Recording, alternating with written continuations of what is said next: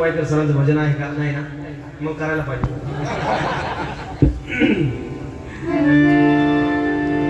हा, वायकर सरांनी जगन्नाथ काका हे फार जवळचे मित्र होते बरं का. तर मी तर म्हणतो जगू काका गेल्यानंतर सगळ्यात जास्त धक्का वायकर सरांना बसला. हा, ते 2 दिवस महाराज उपाशी होते. 2 दिवस त्यांनी स्वतः मला फोन करून सांगितलं, मला जेवणच गेलं नाही. म्हणजे हे प्रेम असतात बरं का. मित्र होते, फार जवळचे मित्र वायकर सर.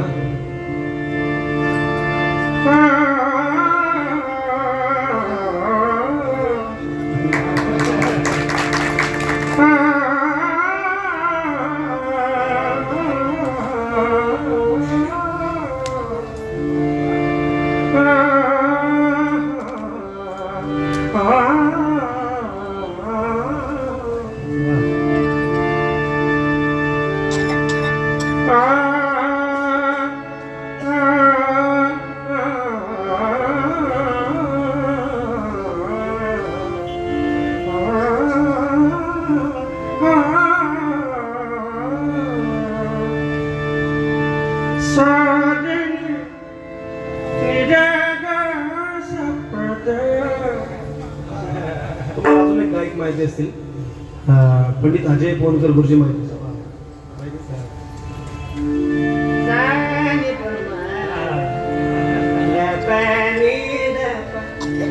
त्यांची पण एक स्टाईल फार सुंदर आहे आणि ती सुद्धा पटियाला घराण्याचीच गायक आहे. हे झाले आपले वायकर सर. आता आपले जगू काका जे आपल्यात आता नाही आहेत, पण मला एवढं माहिती आहे जगू काका पंढरपुरामध्ये आज आहेत 100% असणार. कारण त्या माणसाने मी जवळून बघितलेलं आहे. माझ्या घरी ते भरपूर दिवस राहायला होते.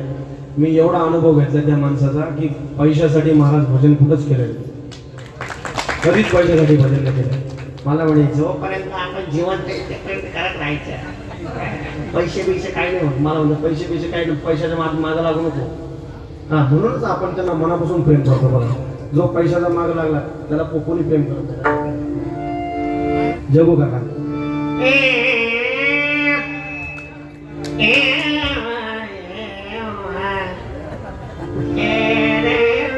थोडा दिवस द्या, म्हणजे ते चांगलं वाटतं.